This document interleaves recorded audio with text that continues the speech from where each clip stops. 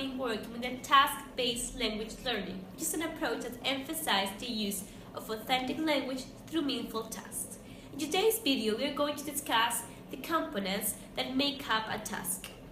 Dr. David Nunan states that every task must have three key elements: goals, input data, and procedure. And he also adds that another two elements must be taken into consideration. One is the roles. This means the part that the teachers and the students are expected to play, and the second one is the settings.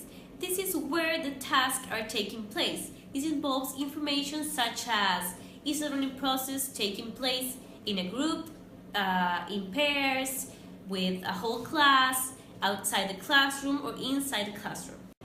Now, coming back to the three elements that Dr. Nunan proposed, the first one, as we already said, is the goals. The goals are the intentions behind a task, and they link that task to the general curriculum of a course.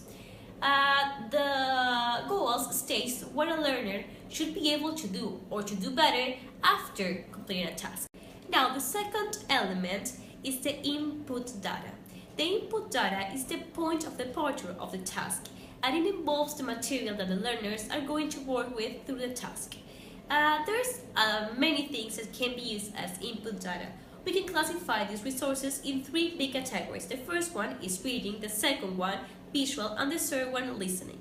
In the reading input data, we can find stuff like newspaper articles, letters, business cards, memo notes, recipes, poems.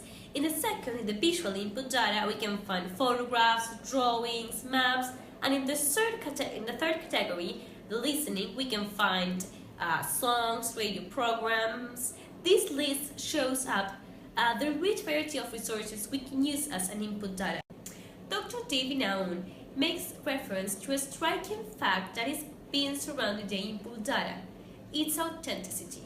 The input data can be made for language teaching purposes or for communicational purposes.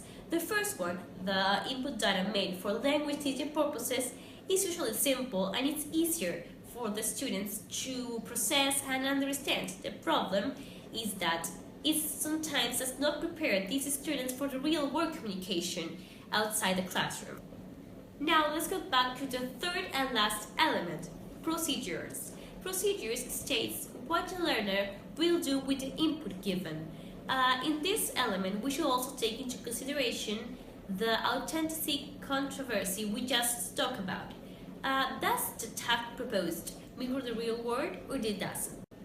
There are another ways of analyzing and categorizing the learning procedures. One of them is, are they skills-getting procedures or skills-using procedures? And finally, another category we may use is, are they focused on developing accuracy or are they focused on developing fluency? Well, this was it for today. Hope you enjoyed this video. Have a nice day.